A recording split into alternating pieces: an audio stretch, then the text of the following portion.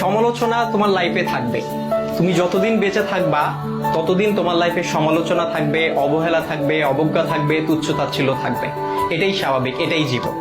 তবে এই যে সমালোচনা, এই যে তুচ্ছ-তাচ্ছিল্যতা, এই যে অবজ্ঞা, এই যে অবহেলা, এই বিষয়গুলোকে খারাপ লাগার দিক হিসেবে নিলে হবে না। এগুলোকে তোমার অনুপ্রেরণা হিসেবে নিতে হবে। কারণ তুমি যখন এগুলোকে অনুপ্রেরণা হিসেবে নিবা, তখন এটা তোমার মধ্যে একটা জেদ তৈরি করবে। আর যেই জেদটা তোমাকে কঠোর পরিশ্রম করতে কি করবে ভাইয়া? অনুপ্রাণিত করবে। তোমার কঠোর পরিশ্রম করতে গিয়ে তোমার সব ধরনের ক্লান্তিগুলোকে দূর করে দিবে। আর যখন তুমি একবার কঠোর পরিশ্রম করতে শিখে যাবা, তখন স্যাক্রিফাইসের যে বিষয়টা, এই বিষয়টা তোমার মধ্যে অটো চলে আসবে।